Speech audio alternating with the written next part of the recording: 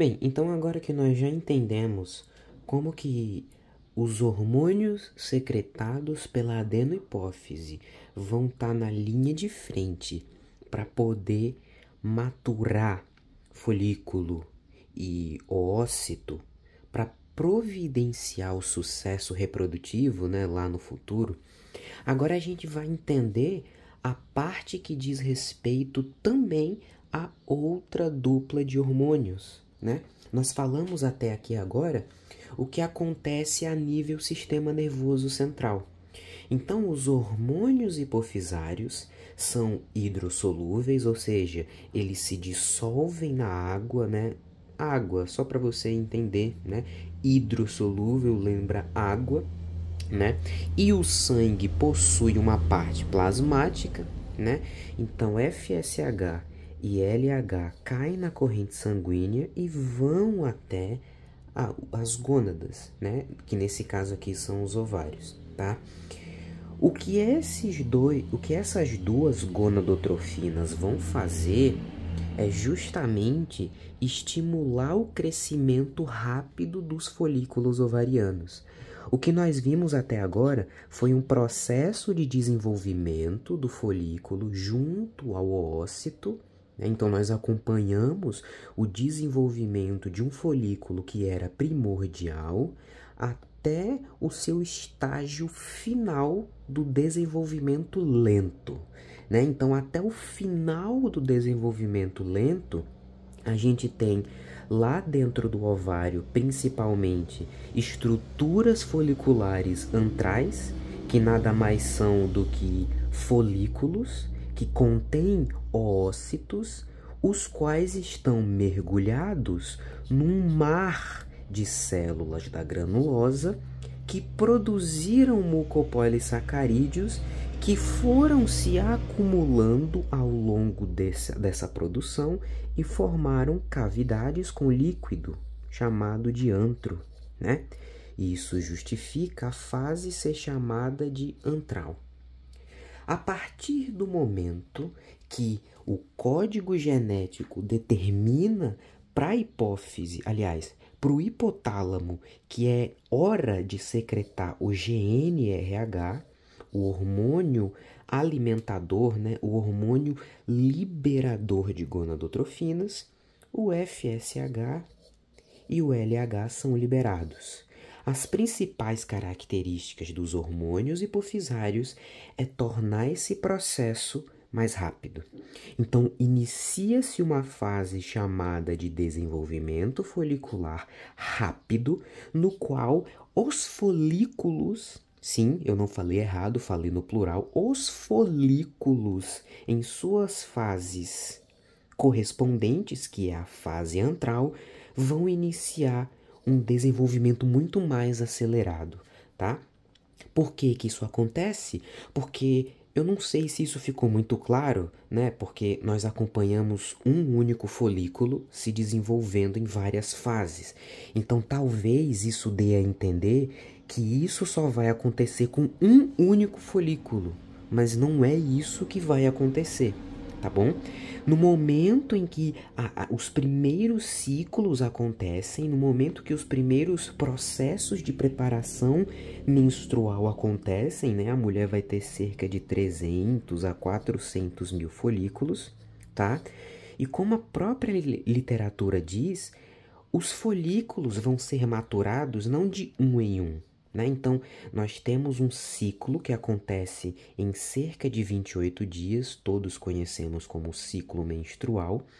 Mais ou menos na metade do ciclo, né, no 14º dia, ocorre o evento que marca o momento mais fértil, que é a ovulação. Ocorre a soltura daquele ovócito secundário e vai, né, o oócito ele vai para as tubas uterinas. Então, esse processo de soltura do ovócito, ele não vai acontecer de modo que a gente acredite que vai ser maturado um ovócito por ciclo. Apesar de, no 14º dia do ciclo, ocorrer a ovulação de um único oócito, não significa dizer que foi só um oócito que foi preparado, tá? O que acontece é que esse processo aqui, ó, de maturação vai acontecer com grupos de oócitos, tá? Grupos de ovócitos. É o que nós chamamos de ondas foliculares. Ou seja, de tempos em tempos, de grupo em grupo, oócitos vão ser maturados. Isso me lembra muito, tipo, hordas de zumbi, tá ligado? Você tá lá no Call of Duty jogando e tal. Aí tem uma horda de zumbis que dura 5 minutos. Naquela horda, você tem que matar 40 zumbis para você passar. Aí depois que passa os 5 minutos e você mata, você tem aquele tempo de pegar recurso de novo, pegar munição e tal. É mais ou menos isso, tá? É por ondas. Então eu tenho primeiro sei lá, vou chutar aqui, um grupo de 50 folículos, tá? Isso aqui não é fonte de literatura, tá? Eu só tô dando um exemplo, só joguei esses 50 aqui, tudo bem? E aí desses 50 que vão passar por isso aqui, ó, no final é só um que vai ser ovulado, rapaziada.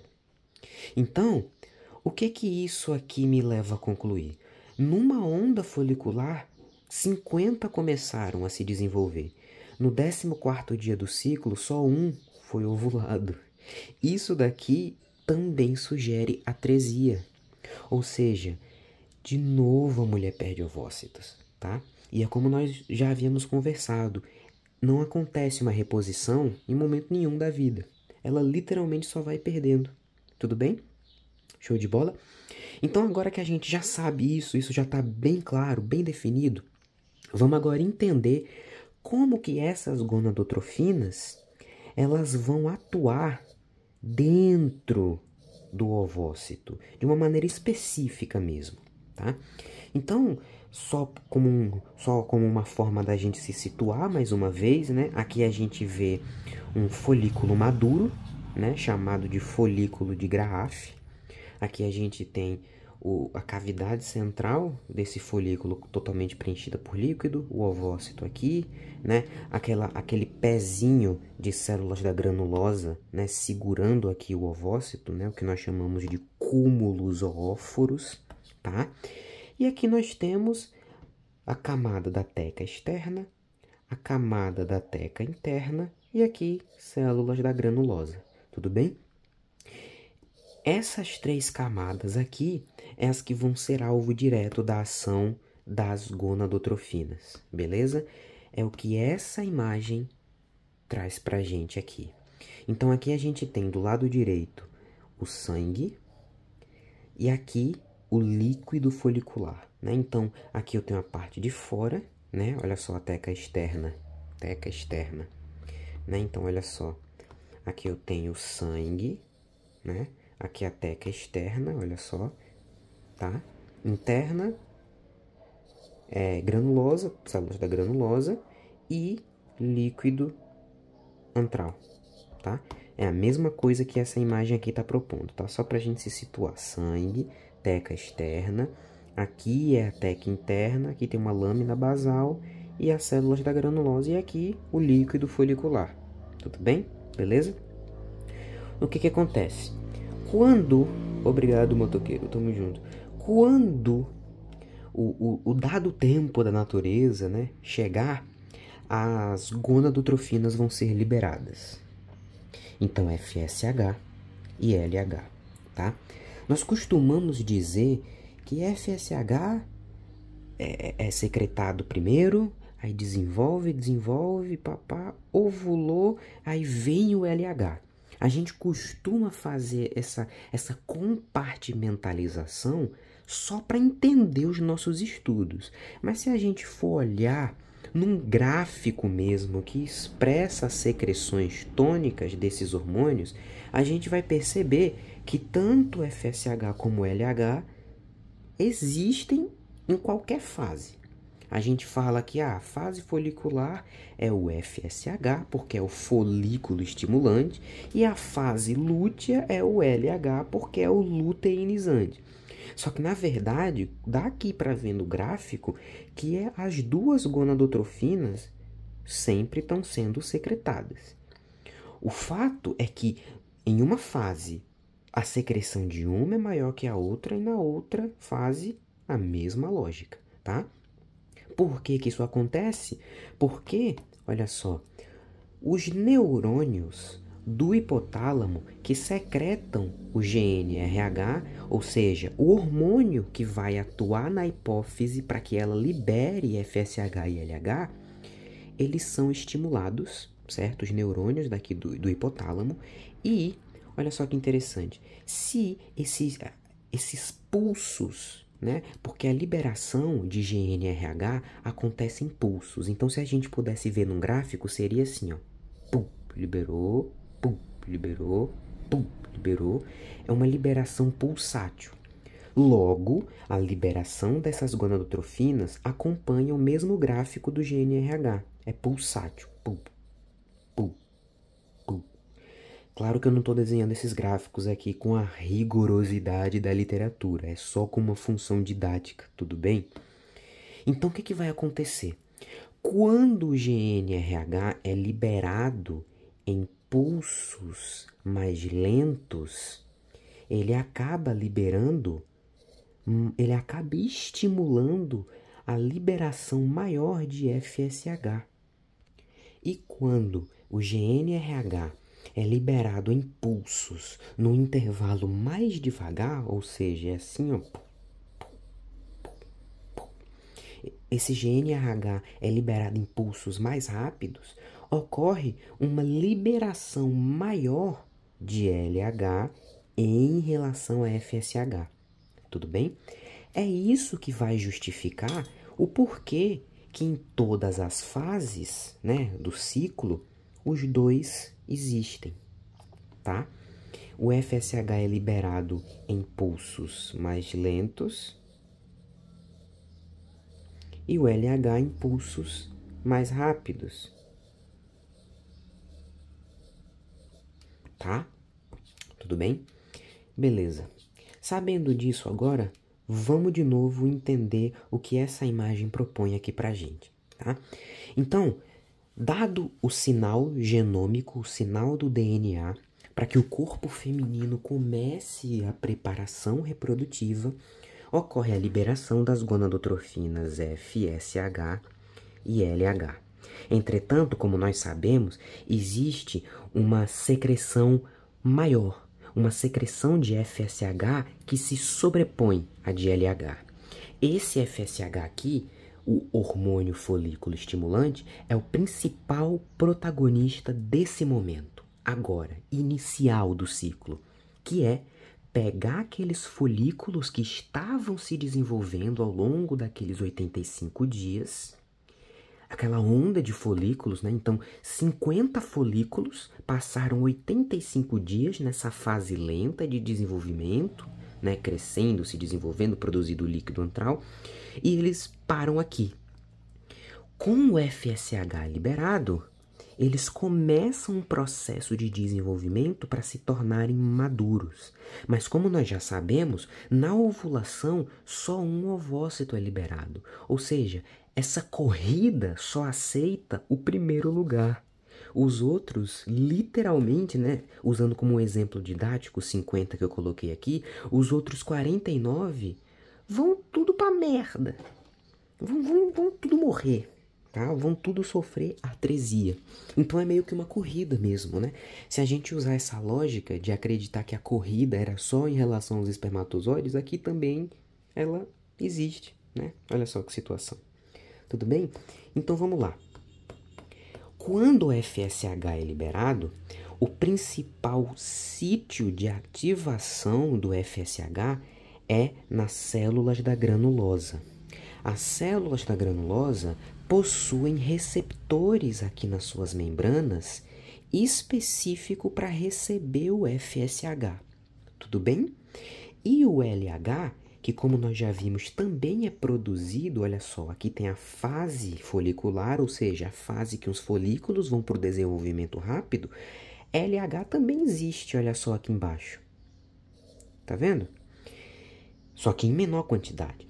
Ao mesmo tempo que o FSH interage com receptores na membrana das células da granulosa, o LH também interage com receptores da teca, tá? Então, a teca interna, as células tecais, são as principais receptoras de LH, tudo bem? O LH interage com o receptor da célula tecal e ativa, né, hidrolisa uma molécula de ATP e ativa um transportador, um segundo mensageiro, né, que é o AMP cíclico, adenosina monofosfato cíclica. É tipo um mensageiro, tá? Esse AMP cíclico induz a produção de uma enzima chamada SCC, Side Chain Cleavage. Essa enzima, ela tem um papel fundamental, que é transformar a molécula de colesterol em pregnenolona. Tudo bem? Pregnenolona é um composto que pode ser transformado em testosterona, tá? Ué, testosterona? Sim, a testosterona é um hormônio esteroide masculino e ela é produzida dentro do folículo. Olha só que interessante, tá? De que forma isso acontece? A gente vai ver agora. Então, a princípio de conversa, observem também, né? Eu acabei escrevendo aqui.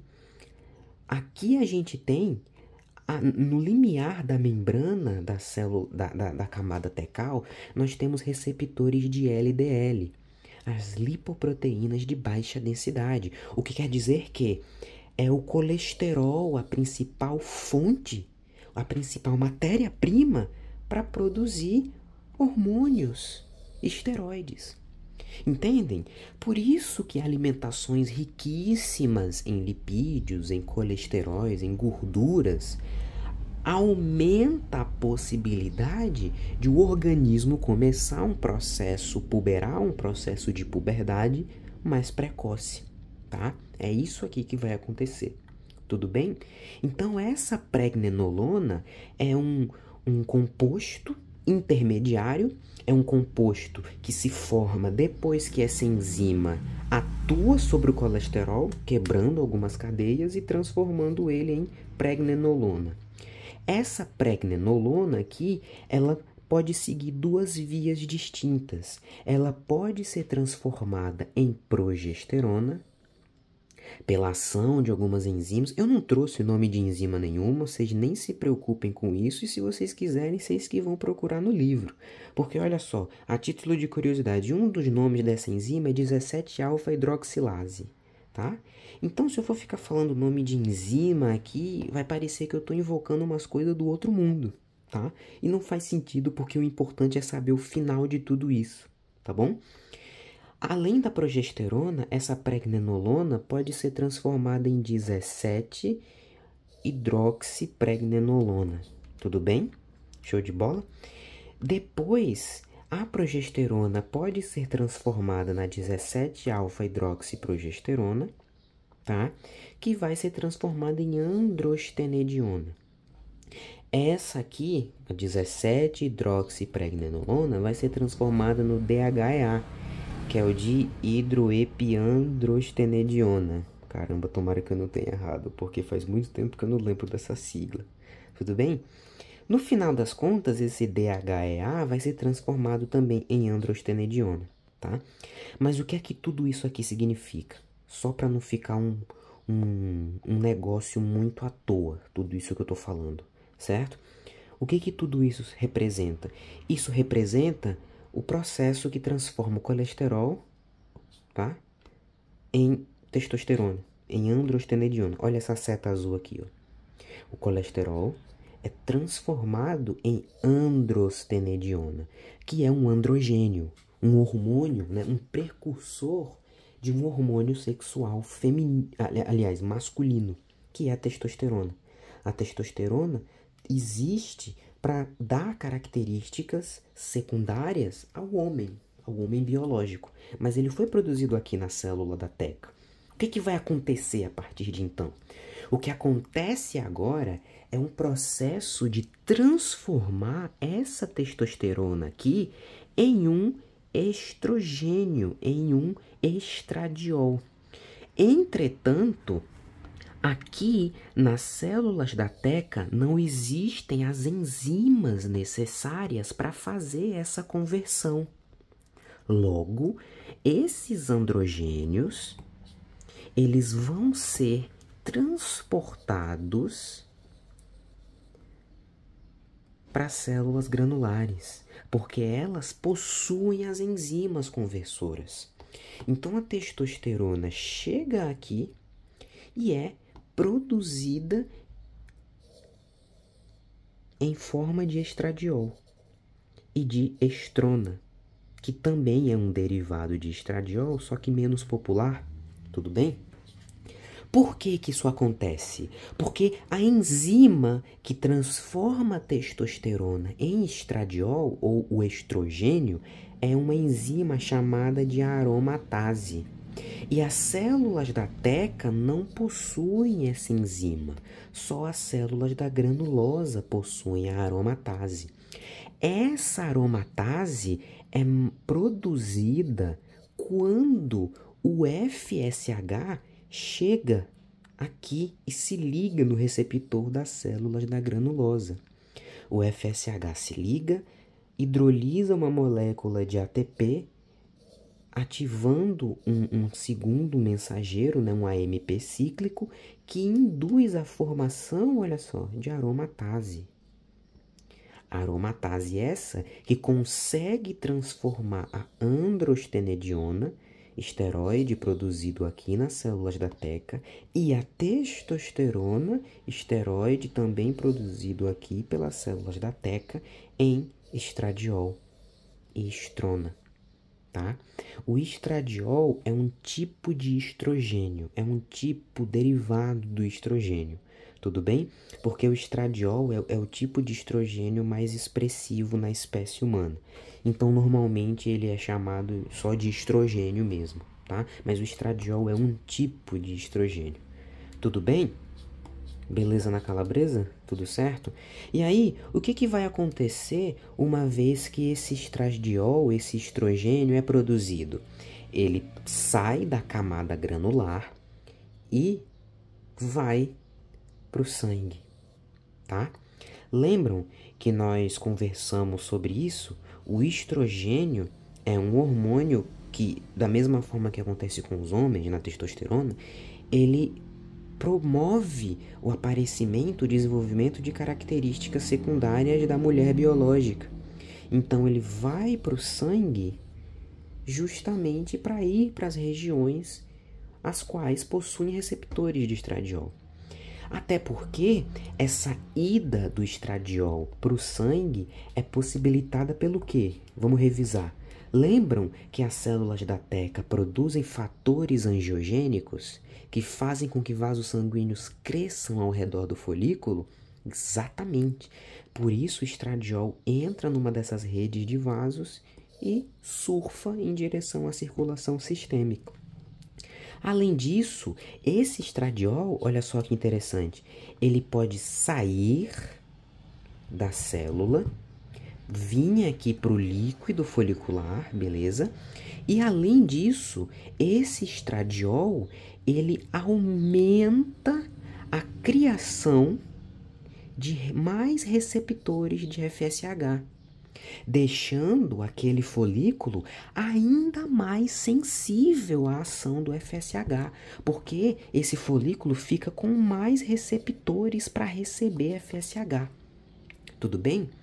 E é nesse momento que acontece a determinação de qual folículo, lembram do exemplo? De qual desses 50 vai ser ovulado. Por quê?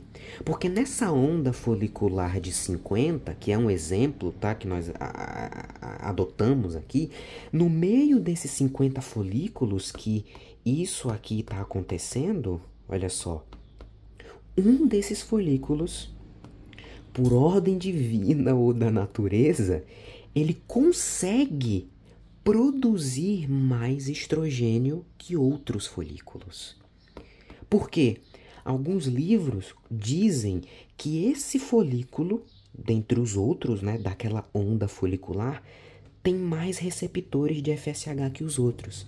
Então esse folículo cresce mais que os outros porque ele tem mais receptores de FSH.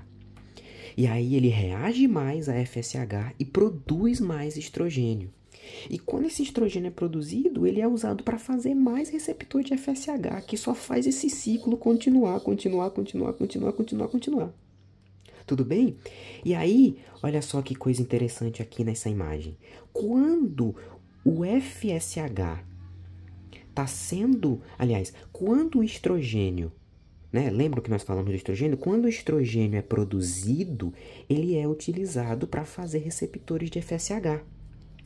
E chega uma hora que esse estrogênio está sendo tão produzido que ele vai exercer um feedback negativo lá em cima no GNRH. E aí o que acontece?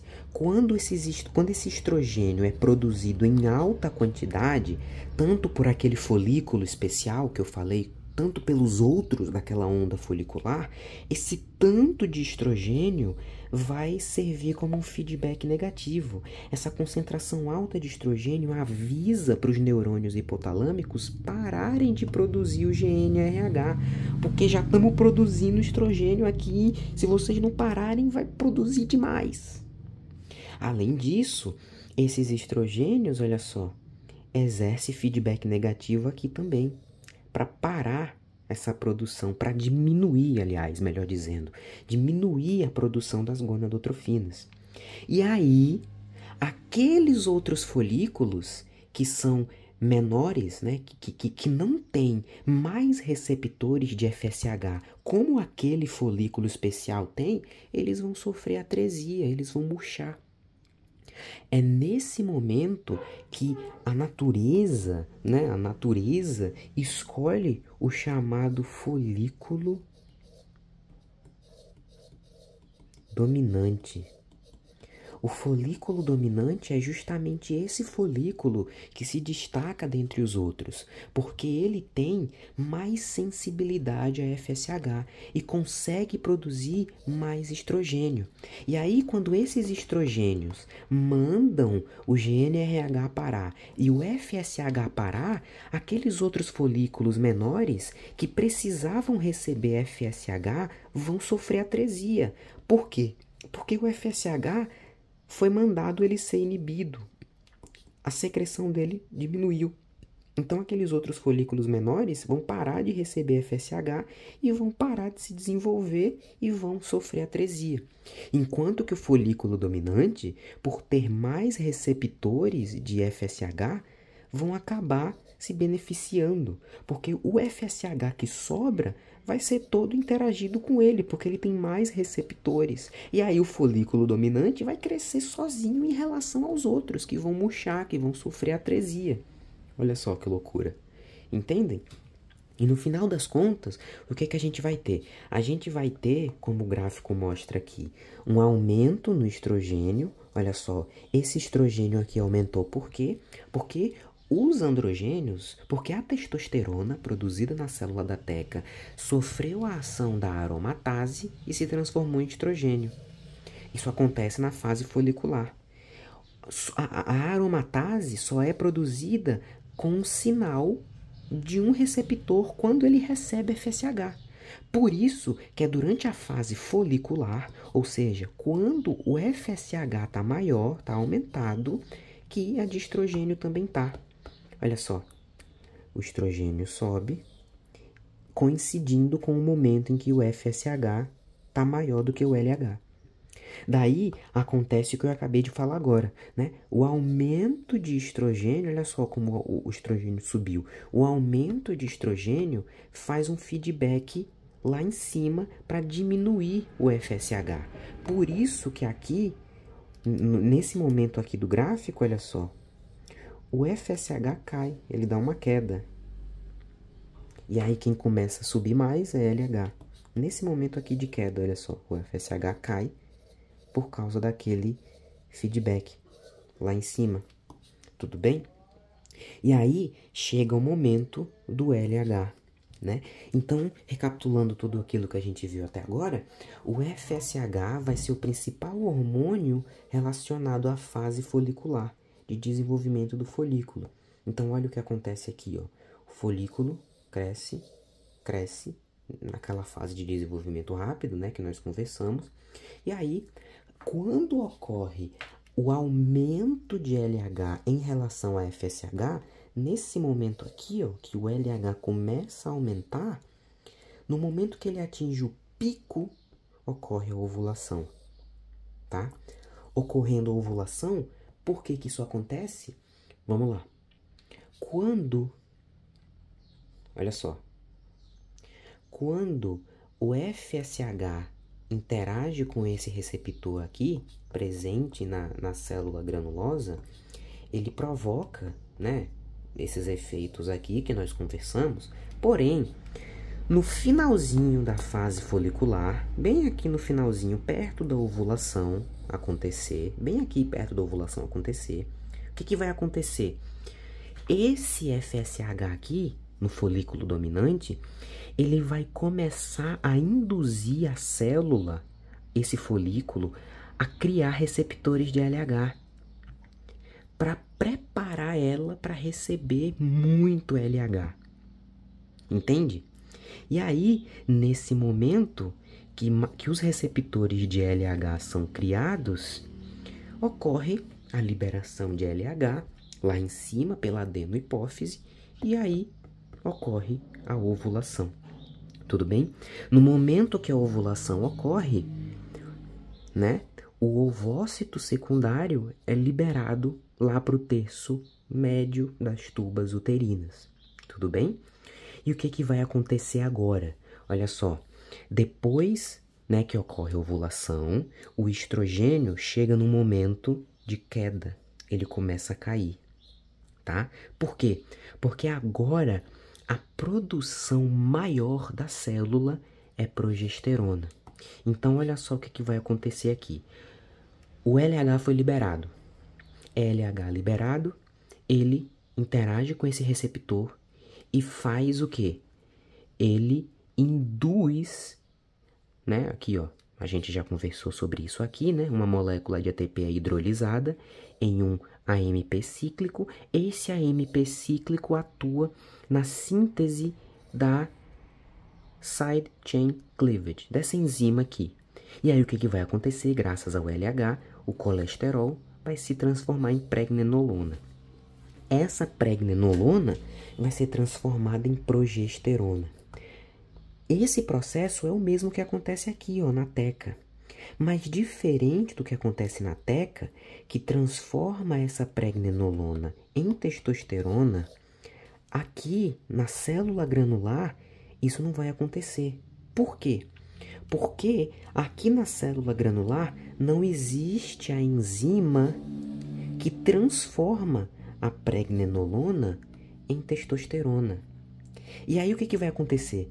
A testosterona não vai ser produzida e a pregnenolona vai ser convertida em progesterona. E aí a progesterona é a progesterona que nós conhecemos, né? É a progesterona. É nesse momento aqui, ó, depois do pico de LH, que ocorre a formação do corpo lúteo. A progesterona alcança esse momento aqui, ó. Começa a subir, começa a crescer.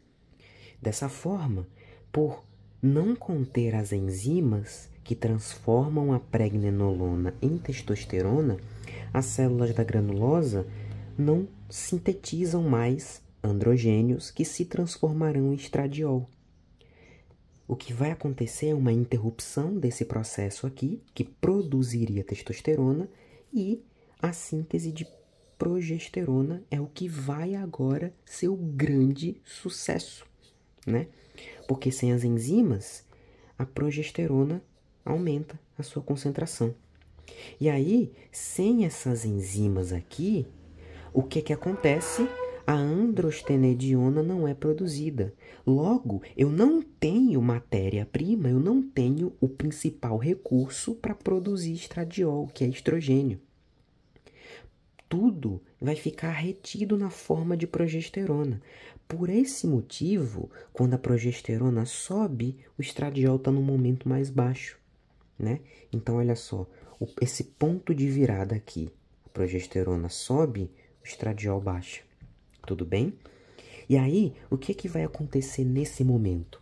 A progesterona sendo produzida em massa, né, lá nas células granulares do folículo, acontece os eventos que nós conhecemos responsáveis por nutrir a parede do endométrio, tá? Por pouco eu falei endotélio aqui, rapaziada, vai me desculpando.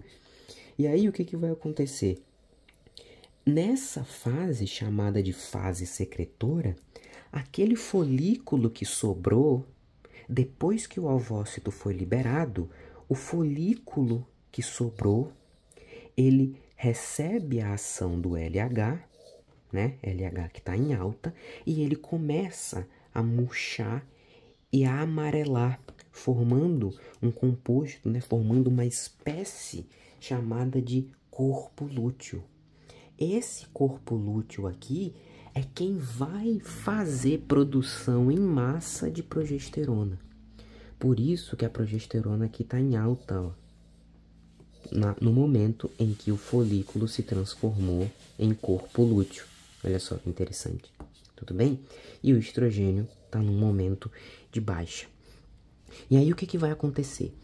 A progesterona está em alta, o endométrio está sendo nutrido. Então vejam que uma das características principais do endométrio estar sendo nutrido é a angiogênese, né? Então a formação de novos vasos sanguíneos para irrigar a parede do endométrio, para torná-lo mais próprio, mais propício para isso, para receber o embrião, tá? Para receber a implantação do embrião, tudo bem? É o que vai acontecer nesse momento aqui de fase secretora, certo? E aí o que ocorre? Olha só, aqui a gente tem o finalzinho da fase folicular, né? Então, finalzinho da fase folicular antes daquela ovulação. Níveis elevados de estrogênio somados ao nível crescente de progesterona causam um pico de LH. O FSH é suprimido pela inibina. A inibina é um hormônio também produzido lá nas células granulares, tá? Então, olha só o que vai acontecer. As células da teca produzem os androgênios, nós vimos, né? Ela produz testosterona. Essa testosterona vai para as células da granulosa, que transformam aquela testosterona em estrogênio e em inibina. A inibina, ela vai inibir o FSH, mas ela não vai inibir o LH junto. Por quê? Porque a célula da granulosa está produzindo um pouco de progesterona. Aqui, ó, lembram que nós conversamos sobre isso? E aí, essa progesterona é que vai exercer um feedback positivo no LH, para que ele seja produzido mais. E é quando esse LH é produzido mais que ele chega no pico e ocorre a ovulação, tá? Por isso aqui é o final da fase folicular. Aqui na fase lútea, no início, o que acontece?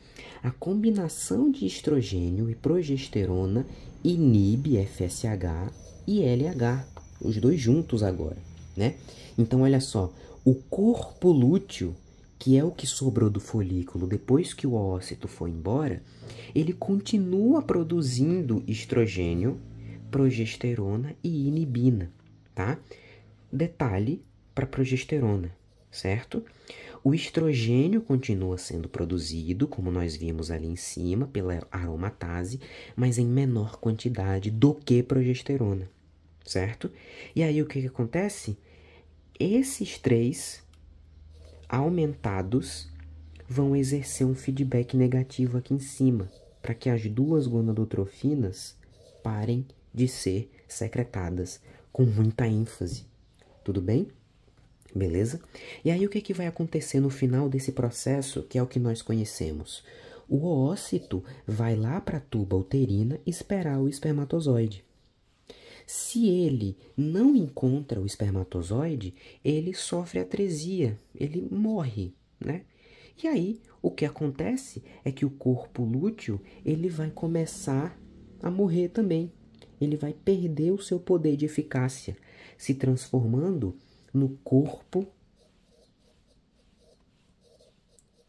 albicans. O corpo albicans para de produzir progesterona. Progesterona essa que mantinha o endométrio nutrido, vascularizado, bem irrigado de sangue, preparado para receber o embrião. Como o corpo albicans para de produzir progesterona, ela começa a cair. E o endométrio para de ser nutrido. E aí acontece a descamação do endométrio, porque ele não está recebendo mais vasos sanguíneos para ser nutrido.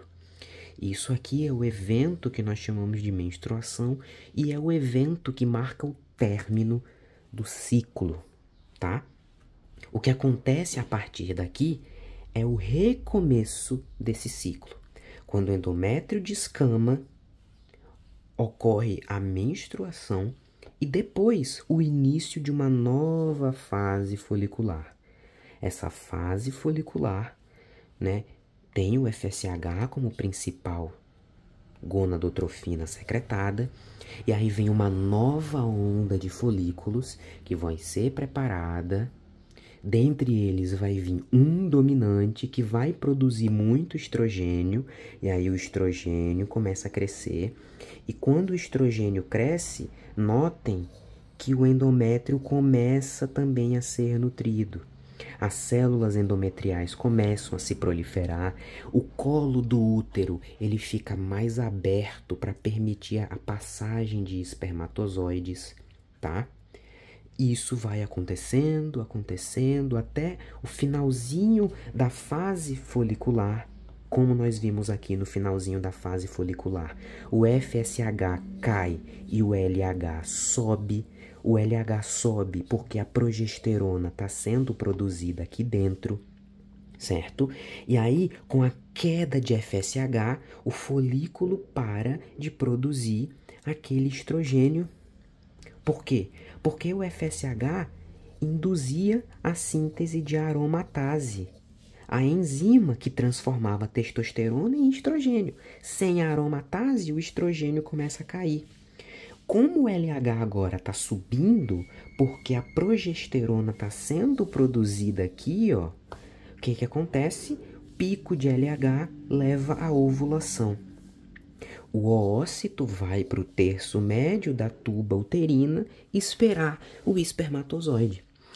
Enquanto isso acontece, o corpo lúteo, que é o que sobrou do folículo, continua sustentando o endométrio, esperando o espermatozoide chegar nesse ovócito para que ele se implante no endométrio e aí, ufa, começa a gravidez, tá?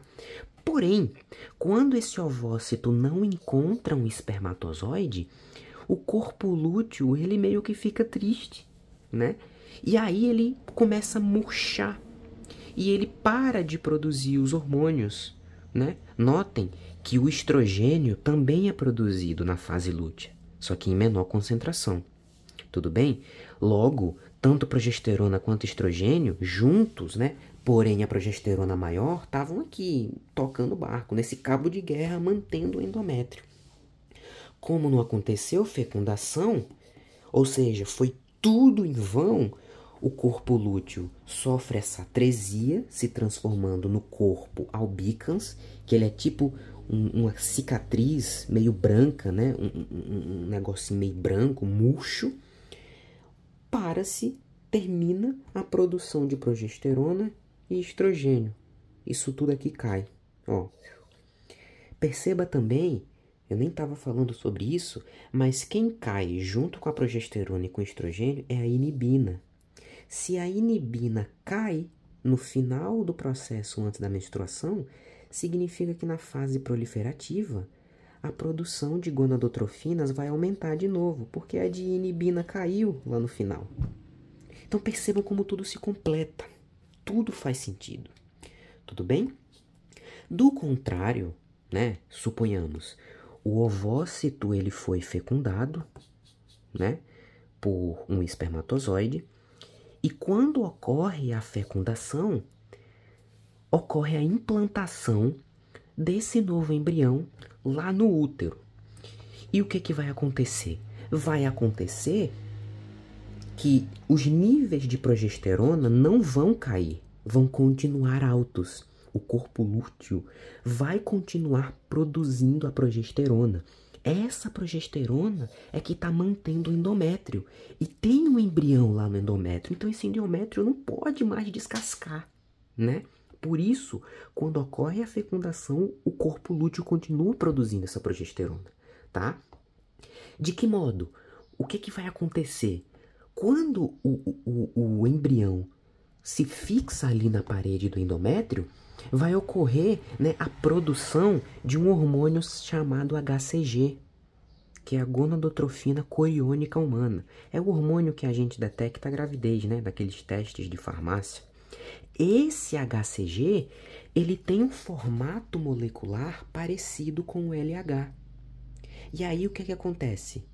Mesmo que a produção de LH caia, olha só, ela não deveria cair, né? Porque a progesterona é produzida por estimulação do LH. Mas o LH caiu e tem um embrião aqui. E agora, o que vai acontecer? Nada vai acontecer. Porque o HCG, a gonadotrofina coriônica humana, ele se parece com o LH, por isso ele pode interagir no mesmo receptor de LH, promovendo isso aqui tudo e produzindo a progesterona, que vai manter o endométrio nutrido, tá? Não confundam. Aqui a progesterona está baixa porque não ocorreu fecundação. O que eu estou falando aqui é caso ocorresse uma fecundação. Tudo bem? Beleza? É isso que vai acontecer no geral, tá? Então aqui a gente tem um resumo em gráfico de como acontece no útero, os níveis dos hormônios ovarianos, o ciclo ovariano, certo? Que vai acontecer. Outra coisa interessante que eu não comentei, né? Mas eu creio que é importante comentar, é que quando o LH é produzido, né? O LH não é o hormônio da ovulação? Sim, é o hormônio da ovulação.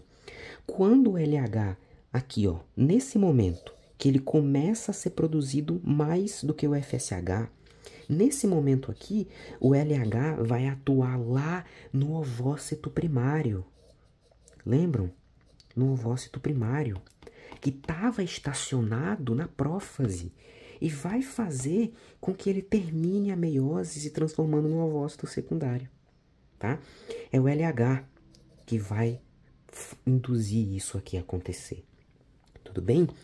Então, no final desse processo, a gente vai ter o tão famigerado ciclo menstrual, né? Claro, a gente poderia continuar falando muito sobre isso, até porque eu não trouxe todas as informações que esse conteúdo demanda, tá?